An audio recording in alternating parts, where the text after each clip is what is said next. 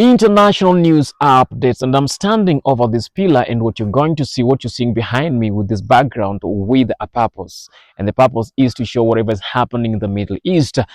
It started a war that ran for some years and still going on, that is between Israel and Gaza. And the total obliteration or total destruction of Gaza, obliteration as Trump would say, total destruction of Gaza went on, and Gaza, it's not still surviving. The Gaza people of Gaza are still surviving out of the ruins or that was created between the war between the Hamas people and there is the Israel military forces. It happened, and there was a total destruction. Then after that, did not take long. It hasn't took too long, or it did not take too long before Israel again invited the U.S. in their battle that is in Iran, and that one is still going on with a few what we call ceasefire agreements that have been broken by both parties, that is the U.S.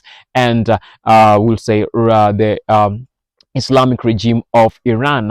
After many leaders in that team or in the Islamic regime of Iran being destroyed or killed, it's still on. They're still waking up each and every day. Though people say, the analysts, war analysts, and geopolitical analysts will say it's Russia and China that are supporting this, and the US is not about Iran, is about the influence of China in that area, because they know that is what is going to happen. If China takes the ground in that area, and then it will limit the US in some other things within the US control within the Middle East. And that is what is happening. But other people are looking at it in a different way. We've just seen the 7 days, consecutive days, that even today, I think the US military forces are still going hard onto some of the military assets in Iran, destroying the military infrastructures in Iran, to making sure that they have completely disabled Iran's ability, or the Islamic regime of Iran's ability to fire any missile to anything that belongs to the US or belongs to Israel.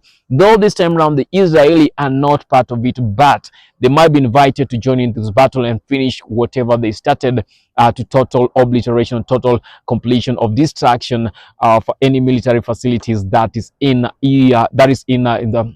Iran, everything that belongs to the Islamic regime of Iran, because they're saying they're not fighting the Iranian people. They are fighting the Islamic regime of Iran that implanted himself or grafted itself into Iran and made Iran a very hostile country to anything that belongs to the US or anything that belongs to Israel within the Middle East, because they are the sworn enemies of Israel and the sworn enemies of the US, that they say death to Israel, death to the US being the biggest Satan and Israel being the lesser Satan in this. And it's happening, and it will continue happening until the objectives have been met.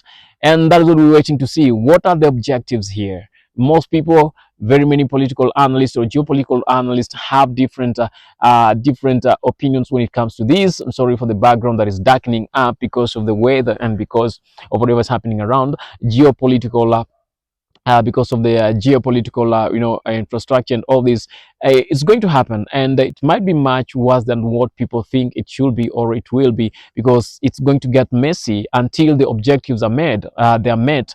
It's not going to be easy for the people of Iran, and maybe some casualties of the people here. So my opinion on this is, I know this is a well calculated move, and they have to kill the total they have to to destroy or bring down that is the ability of the Middle East standing for itself to defend against anything that might come against them. And I believe that is so that Israel can completely dominate that strait or that peninsula, the Middle East peninsula, that we remain with one person who speaks, and whenever he says, everything is followed, everyone follows whatever they say. And this is Israel trying to make it easy for them. If when the moment US strikes Iran, the Islamic regime of Iran strikes the US bases within the Middle East.